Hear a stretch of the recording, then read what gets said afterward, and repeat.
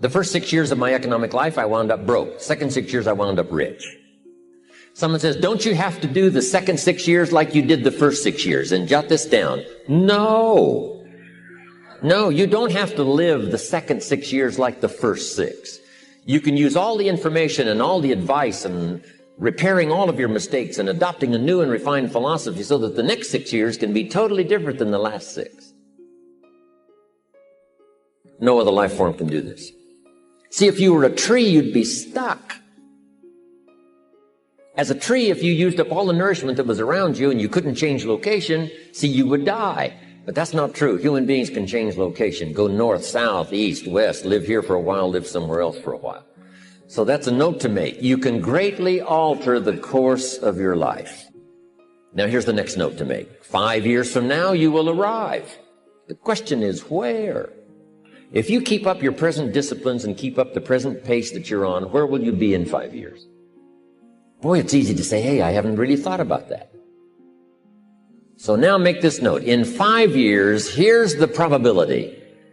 You will either arrive at a well-designed destination or an undesigned destination. And I promise you, 5 years from now, you really don't want to arrive at an undesigned destination. Because you may very well wind up wearing what you don't want to wear, driving what you don't want to drive, living where you don't want to live, maybe doing what you don't want to do. Simply because you didn't design a better destination. Now, sometimes after we've lived a few years now to repair our mistakes and get back on track seems like a tough job. If you start early, the fortune belongs to you. If you start early. All fortunes that are available to humans, if you start early, the promise looms large and the odds are heavy in your favor. Now, yes, it's possible to do some radical things starting late and still arrive with some good treasures and some good things. But when you haven't got that much time left, now sometimes the decision has to be so drastic people are not willing to make it and they're too tired and too weary and too ill. And say, look, I don't have much time left. It's not going to happen for me anyway. It's easy to take that attitude. But everyone here, we've got the time over the next 10 years. We've got the time the next 20 years. We've got the time the next 30 years to make some repair now in our errors of the past and set up some new disciplines. And I'm telling you, that's going to change everything. So, 5 years from now, I wish for you to arrive at a well-designed place. A place of productivity, a place that'll make you feel good about yourself, a place that'll give you honor and respect, a place that'll give you influence to touch other people 5 years from now that you couldn't do today. Where will you be in 5 years? Key phrase, we go the direction we face. If you start designing something at the end of this direction, sure enough, you will start going the direction you face. And we face the direction we design. Direction determines destination. Destination is not determined by hope. It's not determined by wish. Destination is determined by direction. You cannot change destination overnight. But here's what you can change today and overnight. You can change direction. And it is so fascinating what a little small change of direction will do. A few decisions in discipline, a few decisions in learning, a few decisions in change of behavior, change of habit, a few decisions in setting goals that you've sort of let drift before. Like I did at age 25, didn't have a list. I immediately started to change that. And I immediately started to change my direction so that very quickly I started heading this direction. In less than 7 years, I was a millionaire. My father taught me way back, son, always do more than what you get paid for. Now, some individuals might argue with that. They'd say, no, you're going to mess up the whole program. I know they're wrong. In my own self-interest, I did what my father taught me, to always do more than I got paid for. Why? To make an investment in my future. Do more than you get paid for to make an investment in your future.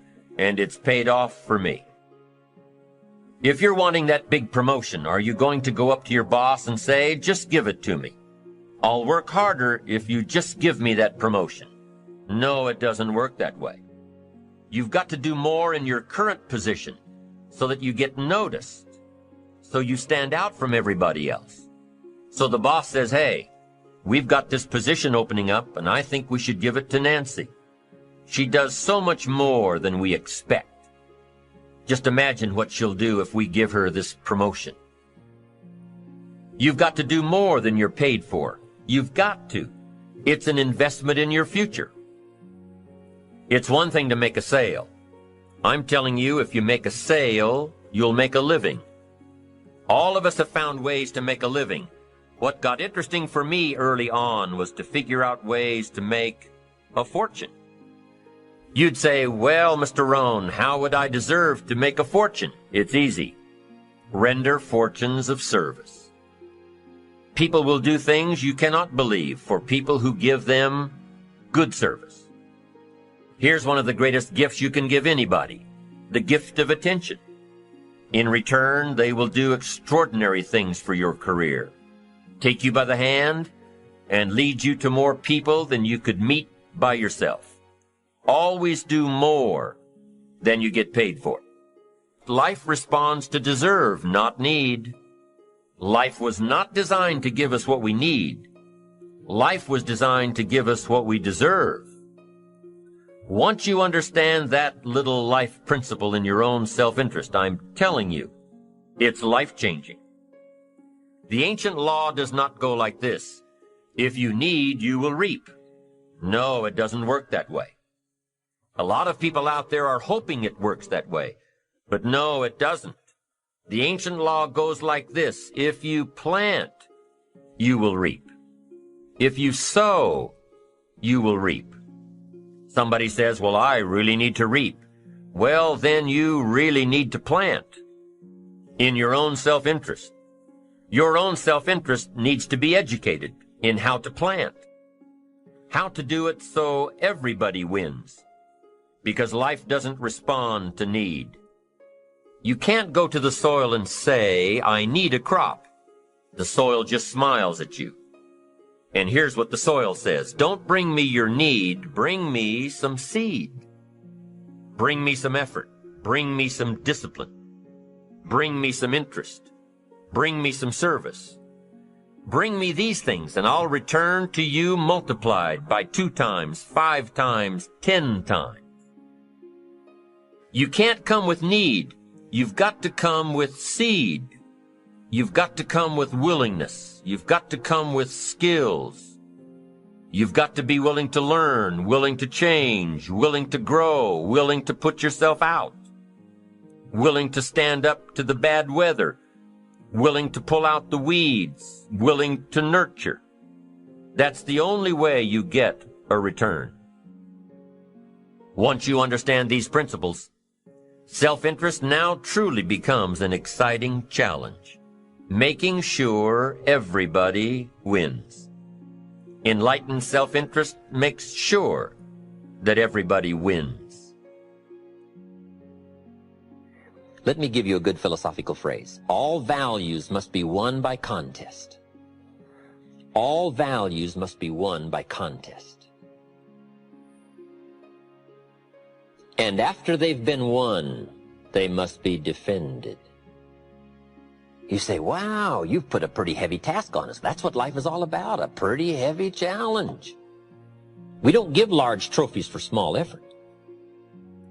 If you want to win high health, if you want to win high wealth, if you want to extend a long reach in touching people's lives, you got to engage in some of these extra powerful disciplines. And one is to secure the territory by vigor, and the other is to defend it with equal challenge. Attack. Procrastination. Here's another good one, blame. I engaged in this the big share of my life until I met Mr. Show.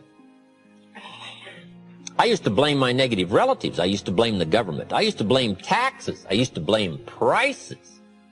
I said, it costs too much. Show said, no, let's cover the real problem. You can't afford it.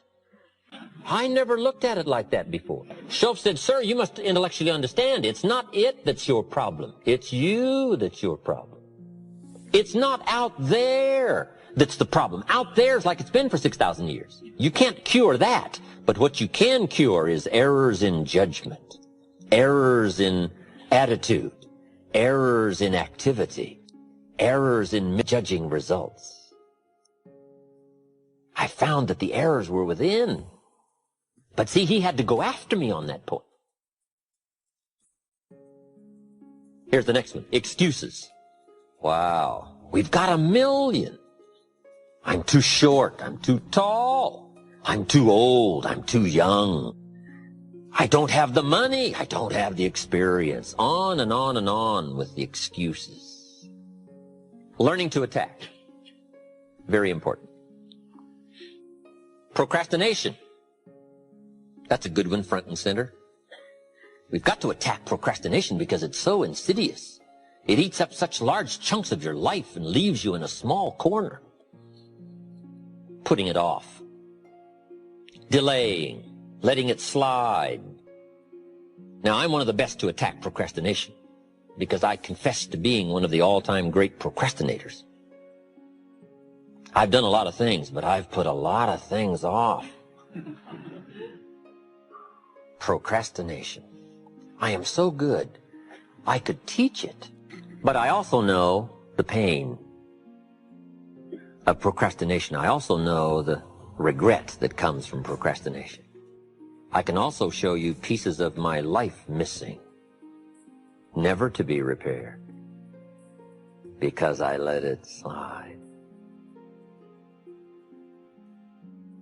Now see, if we all studied our own lives, and we're trying to help somebody with this insidious disease of procrastination and putting it off, front and center, we use ourselves as best example because you feel the strongest about your own experiences and your own emotions. Do you think you could help somebody with procrastination? Developing this skill of going back, rehearsing your own life and coming up with the essence of the emotion and the experience to try to illustrate to somebody how insidious it can become and how devastating it can leave your life and what'll be missing if you let it slide. That's what we call learning to attack the problem. Now, underline the word attack. It's very important to go after the insidious. If the future gets clear, the price gets easier. Because you got to remember, for every promise, there's a price to pay. Everybody's got to pay the price. Everybody's got to do the deal. Everybody's got to do the disciplines. Everybody has to pay. But here's what I've discovered. If the promise is clear and powerful, the price is easy to pay. The price is some classes. The price is a few books. The price is a few disciplines. The price is finding something that'll make your life better, make you grow, make you change, make you develop. So the first part of the key is to design the promise. Then, what is the price to pay? I'm telling you, the price will be easy. Anybody in my audience, no matter where you are, where you come from. Color doesn't matter, religion doesn't matter, where you grew up doesn't matter, circumstances don't matter. I'm telling you, if you'll make the promise of the future clear for yourself, the things you want, the places you want to go, the things you want to have, the person you want to become, the skills you want, the homes you want, the future you want, the friends you want, all of the values of life that you could possibly want. If you'll make that clear, make those lists, and be serious about it, I promise you it's an easy price to pay. Anybody can pay it. And the best advice I can give you is, if I can do it, you can do it. Farm boy from Idaho, raised in obscurity, I changed my life, turned it upside down, turned it all around, found economics, found future, found promise, and if I can do it, you can do it. So, start setting your goals and see if you can't get a better excitement going for the things you want to accomplish for the future. One of the major reasons for setting goals is for what they make of you in achieving them. My teacher advised me when I first got started at age 25, he said, Jim, why don't you set a goal to become a millionaire? He said, it's got a nice ring to it. You know, enough zeros to impress your accountant. And he said, I'm here to help you. You're only 25 years old. You've been to 1 year of college. You've got a beautiful family, every reason to do it. Why don't you set a goal to become a millionaire? And he said, here's why. And I thought, he doesn't need to teach me why. Wouldn't it be nice to have $1 million? He said, no, then you'll miss it. He said, here's why. For what it will make of you to achieve it. I'm telling you, that statement changed my life. Set the kind of goals that will make something of you to achieve it. He said, now, once you become a millionaire, what's important is not the money. I thought, that's kind of strange teaching. He said, honest, it isn't important. He said, you could just give the money away. Now, I did better than that. I lost it all. By the time I was 31, I was a millionaire. By the time I was 33, I was broke. But when I lost all my money, guess what? I found out Mr. Schoaf was right. What was valuable was not the money. What was valuable was what I became to earn the money.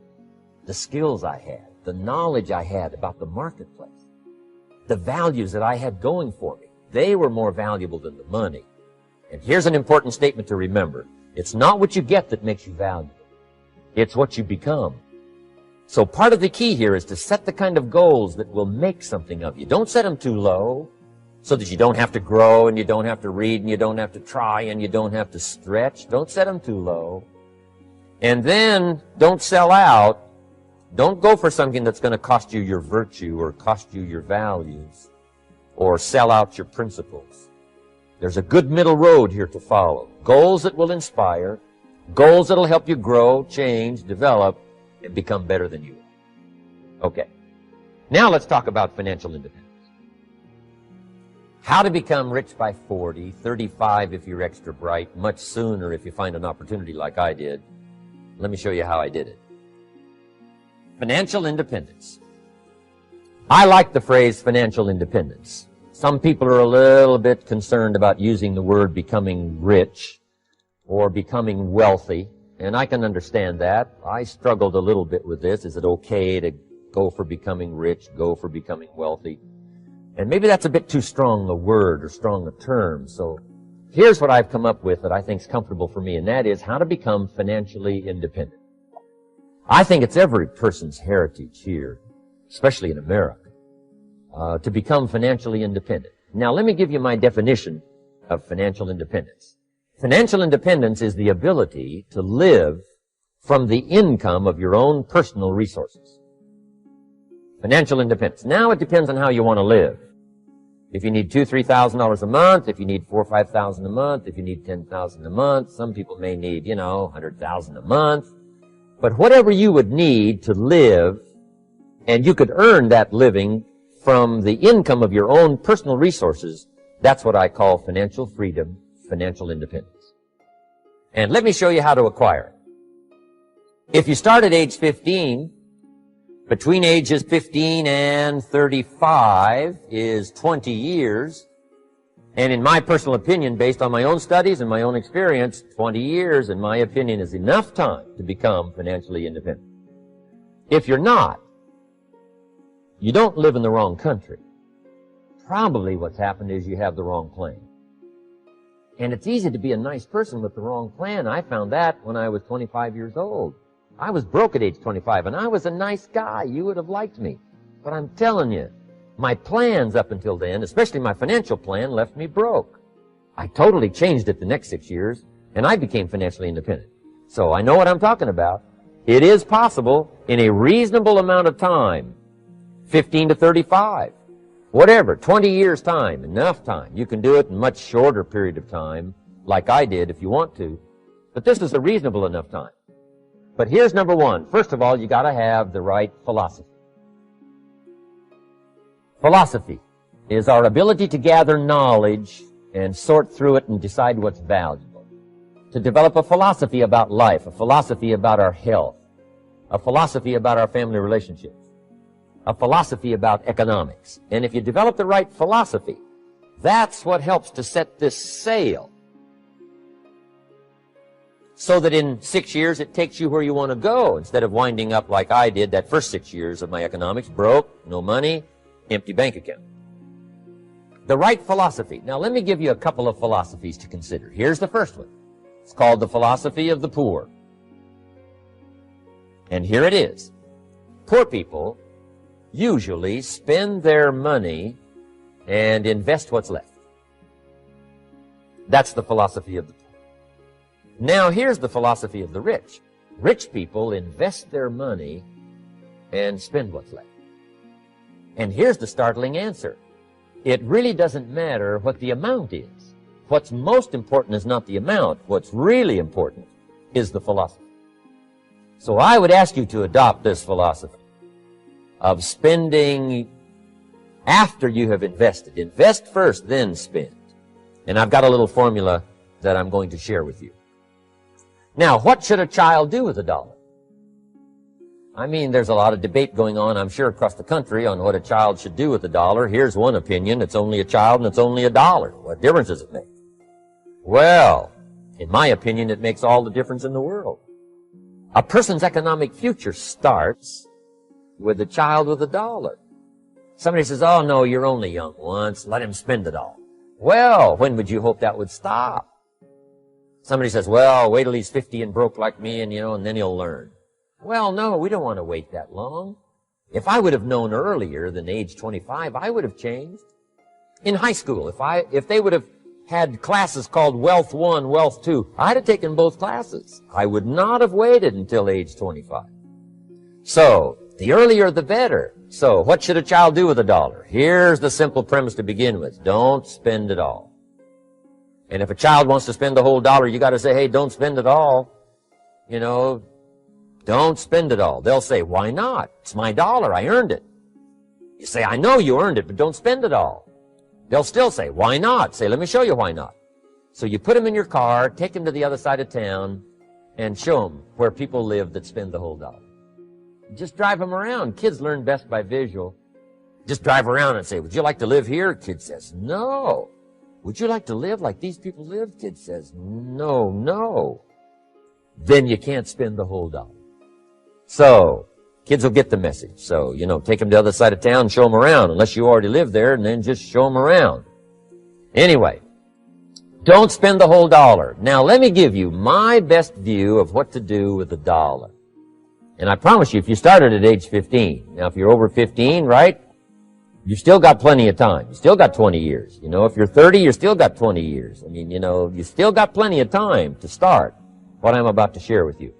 What to do with $1. Here's my first bit of advice. Never spend more than 70 cents. Never spend more than 70 cents. Now, you got to pick some number, and the number you pick is going to be determined by your philosophy. It's going to be determined by what you've been taught or your experience teaching yourself. When I first met my teacher, Mr. Schoaf, I was at about 110% of each dollar. I'm down at budget finance, hawking my furniture and my car one more time. And then I learned a whole better formula for financial independence. Number one, don't spend more than 70 cents. Now, kids say to me, well, okay, what do I do with the other 30 cents? And here's what I teach them. 10 cents for charity. Charity or church, or helping people that can't help themselves. 10 cents to support worthy projects. Projects that you feel good about. 10 cents out of every $1. It's called being generous with part of what you've taken out of society. Now, in my opinion, nothing teaches us character better than generosity. No class, no teacher, no book teaches character better than generosity. And the best time to start is when the amounts are small. And I know if kids learn these lessons well, they'll give a dime out of $1, help people that can't help themselves, support worthy projects. Or if you belong to a church, they teach tithe, piece of. That's very important. Now, because when the amounts get larger, sometimes it's a little more difficult. Giving 100,000 out of $1 million, someone says, oh, if I had $1 million, I'd give 100,000. I'm not sure. That's a lot of money. So the time to start is when the amounts are small. 10 cents out of $1. Okay, next 10 cents I call active capital. Active capital means do something to make a profit. Active capital. Set aside a portion of your income Wages are okay, but I'm telling you, wages will make you a living. Profits will make you a fortune.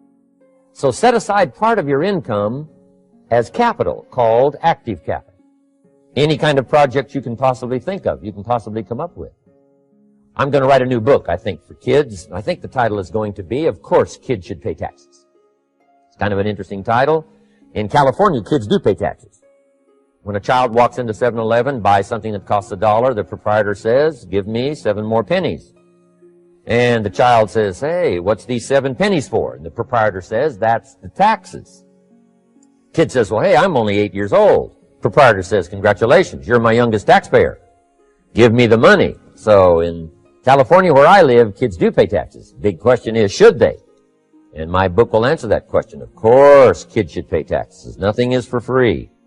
If you want to ride your bicycle on the sidewalk instead of in the mud, you gotta pay the 7 pennies. Nothing is free, so we all have to pay.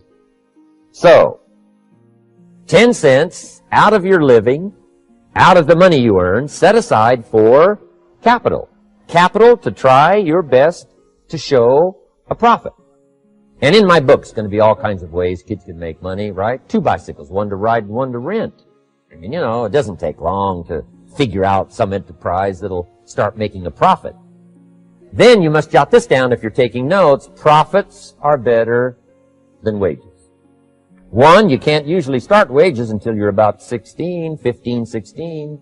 But you can make a profit long before you're eligible to start earning wages. And then there's no limit to profits. And they can double and triple and quadruple. There's no limit. It's incredible how fast profits can grow. So profits are better than wages. Wages make you a living. Profits make you a fortune. Now, the third 10 cents is vitally important. I call it passive capital. Capital you let somebody else use. A financial institution, stocks and bonds, mutual funds, whatever. Let someone else use it. You furnish the money. They use it to make a profit, but they pay you for the use of it, called interest.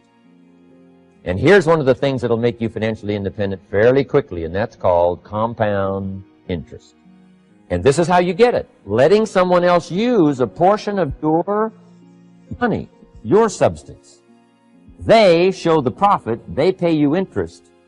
And this passive capital, I'm telling you, over a sustained period of time, if you'll develop this little 10, 10, 10, and 70, especially starting at age 15, I'm telling you, by the time you're 35, you will be financially independent. You'll have the ability to live from the income of your own resources. And then one more point on passive capital. There's a Bible philosophy. I'm an amateur on the Bible. But there's a Bible philosophy that teaches the borrower is servant to the lender. And if you want to be in a powerful position as you grow older, finally when you become mature, maybe have your own business, things have worked out for you for the future, the position you always want to be in is the power position. And that's called the lender. The lender is the power position.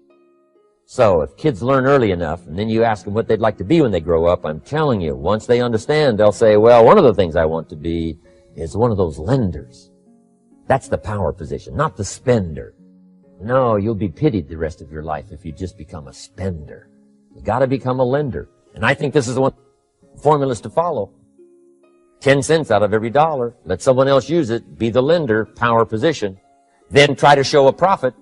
Can't we teach our children how to take $1, search the neighborhood, find a broken wagon, pay $1 for it, bring it home, clean it up, sand it until it's clean, paint it red till it shines, straighten out the wheels till they're true, take it back to the neighborhood, sell it for $5? Anybody can do that. Now, does the child deserve $4 profit? And the answer is yes. Society now has a mended wagon. That's what America's all about. Finding something, touching it, making it better, making a profit, taking part of your resources, helping people who can't help themselves. Let someone else use it to make a profit. Some projects require more capital than one person has. Exciting. And then let them pay you for the use of it. America's had this philosophy now all these years. Communism has taught all these years capital belongs in the hands of the state, not in the hands of the people. We've been teaching all these years capital belongs in the hands of the people, not in the hands of the state. And we turned out to be right. Capital in the hands of the kids, capital in the hands of the people. Enterprises that make a profit, enterprises that grow. It's the hope of our future. So that little simple formula, I hope, will help you. Now, one more key on financial independence, and that is attitude. Attitude. Here's number one. I used to say, I hate to pay my bills. My teacher straightened me out on that. He said, let's see, Mr. Rohn, what you hate to do is pay $100 on an account and reduce your liabilities and increase your assets. I said, well, no, not if you look at it that way. He said, well, it all depends on how you look at it. So wouldn't you love to pay your bills, reduce your liabilities, increase your assets? You've got to have that kind of attitude.